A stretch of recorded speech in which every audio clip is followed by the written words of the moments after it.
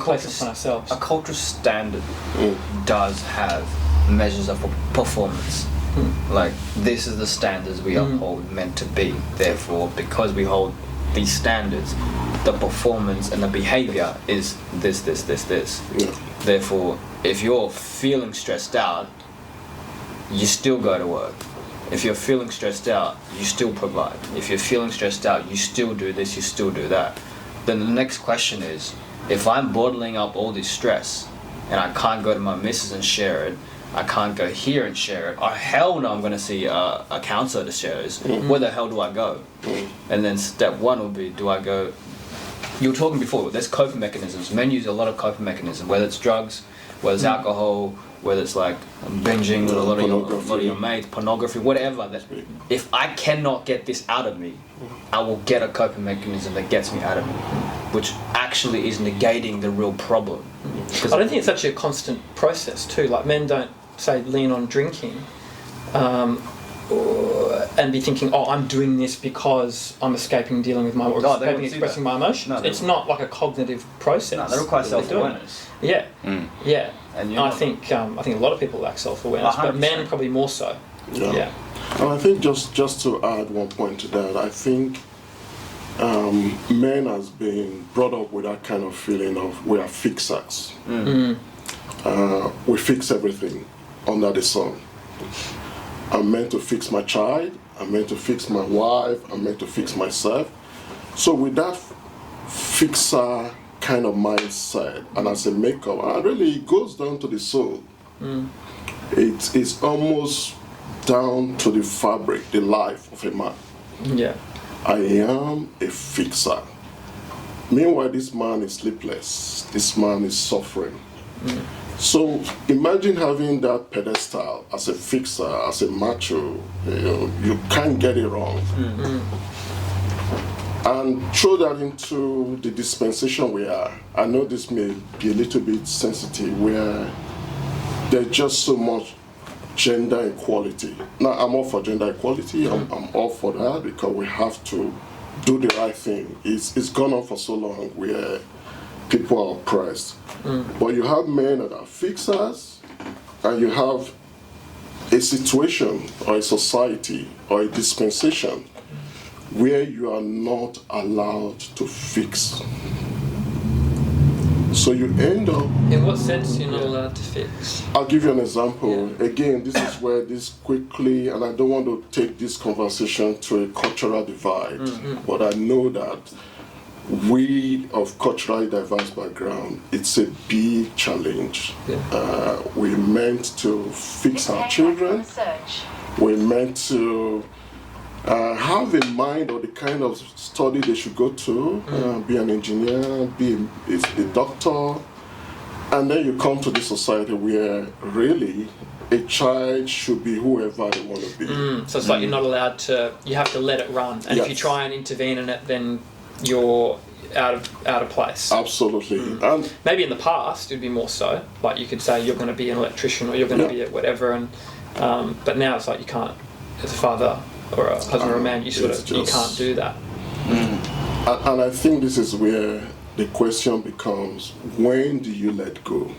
When do you let what go? When do you let that fixing tendency go? Because I think this is one of the reasons why a couple of men are really struggling, because your fabric is a fixer. But when do you come to a point and say, okay, my son, I'll do whatever I can, but I am not responsible for the outcome of that child? It's hard. Hang on, you're not responsible for the outcome of that child. What do you mean by that? Okay, that's another very important question. What's the boundary to which you're responsible for how your child turns out as a man? Yeah, I kind of get that. How much do you carry? Yeah.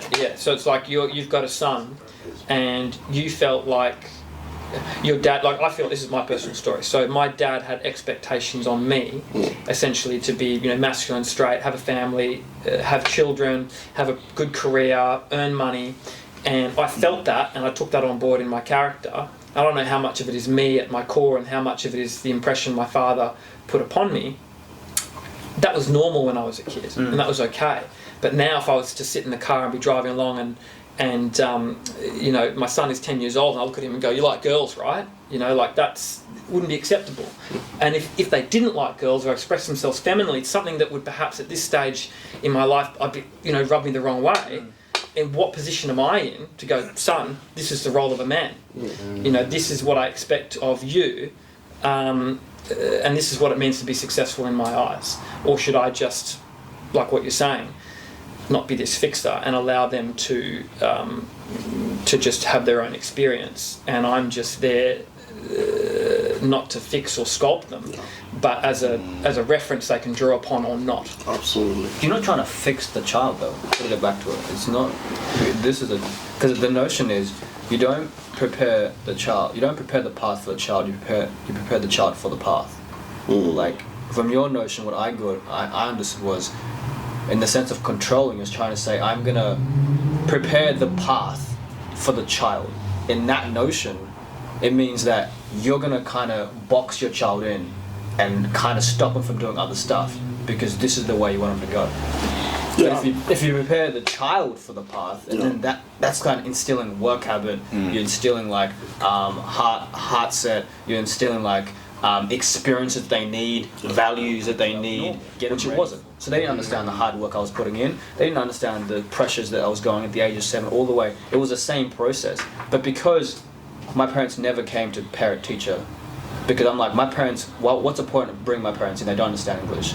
So I knew that at the young age that if I worked hard and just excelled in everything, that they would never need to come in and actually mitigate that situation. But that was instilled. But during that, obviously it causes a lot of pressure. As a kid, it's just like, holy crap, I have to figure this all out. And as you said, it goes back to that fix it mentality.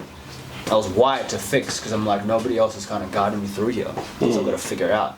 And then you get older and older and older. It's just like, crap, like what's happening now? Yeah, and I think you brought a balance to it, but I'm just wondering what you felt as well. Oh, I'm listening, obviously, but I'm hearing that that balance between, you know, guiding a child. I have 2 children, adult children now, so I'm hearing that, you know, are you preparing them for whatever it is that they will face, or are you preparing them for a fixed thought of you as a parent, what you want for them? And I can absolutely see, you know, in my upbringing from my parents, that there was a fixed path that they had for me. And that's something that I look back at my siblings, and I can see we all rebelled in some form. There's three boys and a younger girl that came along, younger sister along the way. But the 3 boys each had a different way of rebelling against it. There was no similar pattern. So for me, like, I can only talk about my experience, and then how I look at it from, I guess, in the kind of work I do with young people, is that they're agents of their own change. And so very much from a work perspective, it's about preparing them to battle or to be prepared for what it is that they will face. I won't know what that is if I spend only 1 hour with a young person per week. I really won't know what it is that they're facing. But it's that just, I guess, believing in their story isn't told yet, and just moving with, just giving you some tools, giving them some tools, right? Then I look at my children. Absolutely, I had a fixed box of where they will be going. Had to really undo that thought pattern, because that was ingrained very much in me from my upbringing with how my parents were towards myself. So that we're very much, you mentioned it from about the cultural perspective, not just cultural perspective, but the environment that you're brought up in. So, and very much your parents very much are that guide, or whether it's a parent or parental figure. There's plenty of people who are, or children who are brought up in a parentless situation, but there is that parental figure that guides that initial thinking, and that's very, very crucial, I think, to the development of young men and growing into adult men. And to, like, for me to undo that learning and that environment I was subjected to, and it's not a I don't think about it's awful. It is what it is. It was presented to me. If I turn it into that was a negative backstory and all this, then that becomes me buying into and holding choosing on to to be it. a victim, essentially. Yeah, absolutely. When you don't need to. Yep, absolutely. There's always a positive to see in any situation. It doesn't have to be like, oh, this was really negative, and that really sucked, and I wish that never happened. This is how I feel about my life. Being 30, I look back at everything, even the most horrific of things, or the worst things that were prolonged and arrested my development. I'm able to look at it and go, I'm really glad that happened because it's formed me as a person. And it's like I've been able to, let's say I go into a hedge maze and I look left and I look right the second I walk in, you can see that the left is a dead end, and you know it's a dead end. And you look right and you can see that that sprawls off and has all these different forks. I feel like I want to go left. Just to explore the wrong way first. So then I can go the right way and I don't have to turn my back and wonder, what was just around that little corner. And I want to be able to let my kids do that, because I feel like my parents maybe stopped me, and people stopped me from doing that, from going the wrong way, and telling me, don't do that, it's the wrong way. But for me, there was only ever one way to learn, and that's by experience. Yep, and it's a good point about that experience. Like, if we're putting a dampener on the curiosity and the innovation and the ability to think for yourself, that's really dangerous, in that you're developing someone who's essentially unable to pursue their goals because it's always going to be someone else's thoughts of what they should be doing. I really doubt my own perception of what's good for anybody, especially myself as well. So if I have a child, I more want to think like if they're young and teach them how to talk and walk, and then I want to be like, what do you know? Like you're uncorrupted. What do you tell me? I don't want to tell you. You tell me what's up. Yep. And there's a lot to learn from children. Yeah, I think they're pretty smart. Yeah. Absolutely. And I think with the way this conversation has gone so far, really, with the children, there is definitely an impact with such boxing or fixing. But the focus here is now the impact on you as a dad, who continues with that mindset of being a fixer. And this could be expressed even to our partnership, like marriage or de facto relationship. When you see yourself still as someone that has the expectation, you are the man, you are the fixer, you have an expectation, and many of us have had some rude awakenings. So how soon do you, not the child this time, even though we know that there's impact of bringing up a child under that situation, but with you as a bloke, when do you be kind to yourself? To remove yourself from being a fixer. But that comes to self-awareness. Like, you can't defeat what you do not define. So you need to know, if you're self-aware, the fact, number one, you're a fixer. Like, a lot of guys don't know that they're a fixer. So that mentality going into certain situations, it's just like, okay, what mentality am I going into certain situations about?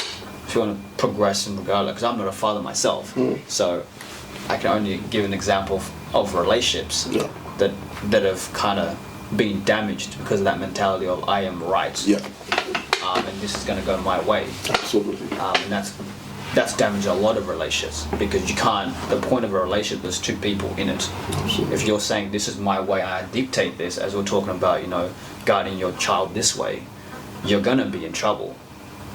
Because the other person obviously has got a different perspective, and if you do not let new input in that kind of give you new experiences, it's gonna be a disaster. New experiences or deeper understanding. Yeah, deeper understanding. Or just open conversation. Are you open to new perspectives? I want to question the reality that men are fixers, or natively are fixers, or have to be fixers. Every girlfriend I've ever had, which hasn't been too many, but they've always gotten really pissed at me when they've come to me with some sort of problem, and then I've immediately gone to drawing conclusions on what the problem is and how to fix it, and they get mad about it, and it ends in them going, I just want you to listen to what I'm saying, and I don't want, and I'm thinking, no, you're just pissed off, and it doesn't matter what I would say, and that's just your shit excuse for being able to be mad at me now. But actually, they're probably right. Like, they probably don't want me to start running my mouth and start thinking, oh, problems. What's the solution? I'd be better off just listening and affirming what they're saying. And actually, the logic in my head shouldn't be, how can I fix this, but how can I understand their perspective and how they might feel. And it's less about thoughts and more about feelings and relating to feelings. So how long did it take you to get to that thought process? Well, I guess it's getting to the understanding that I don't know what's good for me, Yeah. and I can't even really fix my own problems. I really shouldn't be trying to fix other people's. Yeah. Did you know it then in that situation? Or No, did it like happen if you for get, years? I think a lot of the time you get caught up in a moment, Yeah, and you have sure. someone, and while you might have the wisdom, Yeah. in the best state of yourself, true. when you're in that situation, to kind of go, oh, let me flick through my notes. Oh, that's right. I don't know what I'm talking about, and I don't know how to help other people. I barely know how to help myself. That's huge. And I'm going to remember this right in this moment. No, my girlfriend's going to come up with something, and all of a sudden I'm going to be going into this. Oh yeah, okay. What's the problem? How can I? How can we fix it? What's wrong with the situation? I'm going to start running my mouth about that, and I'm not drawing on this perhaps wisdom that I'm talking about. I'm just reverting to this fixing state, which isn't helpful for But me. you hit the nail on the head of, I came to the realization that I cannot fix it. I think going back to mental health, if we come to the realization that, hey, I need help, it's the exact same thing of, I can't fix it. I cannot fix myself. If I can't, therefore I need new input. Absolutely. I might need to go see somebody. That's huge. Like from a guy's perspective, that's lowering down your ego down to say, hey, I need some help right now. It's a true self-awareness. Absolutely, and just to add to what Yusuf has said, the statistics are there. The rate of suicide among men, the rate of falling off the wheels. So really, how do we as blokes sort of reduce, I know it's a big ask, but it starts with us. Yeah. How do we reduce those stats? Because it's annoying and it's a little bit disturbing that even the next generation is being caught up in that. And if we don't show that example, that being open, being vulnerable, I think that's another big word to unpack as blokes. How can we be more vulnerable? Because we cannot run away from that word, because sometimes people don't want to address vulnerability. If you are not vulnerable, you will not seek a counselor. Currently, I'm seeing a second counselor because of what I'm going through in life. And I think we need to come to that point where we are open, because there is no shame in seeing a counselor. So what do you guys think? Because I think this is going to be a big... Look, I think we're only really looking at a short period of where we've been looking really that mental health is, or recognising it as an issue. Primitive care. It is, and you talk about when your thought processes around maybe I shouldn't be trying to fix, maybe I should be trying to understand or whatever it is. You come to it when you come to that understanding. It's but you won't come to it if your circle of influence, well, at the end of the day, you're the product of the environment. Yeah. If you're in the same circle, you will never come to it, because how will you come to it? Yeah. Because the information is only limited to who you let yourself around, or let yourself. And that my point exactly around. I haven't lived with my parents since I was 17 years of age, and that is about that intentional gravitating towards something else. I didn't know what it would be, but I know I needed to move away. Separating yourself from that influence. Yep, absolutely. Not being able to grow in that environment. And that wasn't intentional at 17 years of age, you weren't thinking knowing what I needed to do. That was just something going, I need to get out like of an here. instinct. Yeah. So that was the rebellion, and now it's the realisation many years later what that means and that impact of those particular relationships and idiosyncrasies of those relationships that were being had, right? But coming back to your point around mental health awareness, being self-aware, being open to change. We're only looking at a very small period of time that this has been explored. I think we'll look back on the kind of care and the kind of understanding that's given in this moment, and we'll be like, man, weren't we stupid? But the way we dealt with it. We were thinking that we were helping people and helping ourselves, and we're actually doing the exact opposite. And it should have been quite evident to us, but we didn't get it. I think it's from my perspective, it's unknown. And you can sort of only lead with the information that you have at the moment and then move forward, I guess, sort of sometimes it's a bit tentatively and hoping that you're getting it right. But I think we have to be a broken record in relation to remaining open to people and seeking to understand. Not only that, we then need to also have some tools and resources in what to do with that information or whatever it is. Or what to do in that situation. Yeah, Like, so self-awareness, Yeah. yes. But without the tools and the resources to know what to do, That's then it, yeah. you're at a plateau. Yeah. So, and that's, I think, perhaps where some people are at the moment is around, self-awareness and open, but it's not getting them any further forward. Because they don't have the skills to elevate to our next level. That's right. Yeah. That's my perception Yeah. of it, and I think that's where you can have your notebook and your notes, but when you're stressed, Yeah. that's when you go back to your childlike state, Yeah.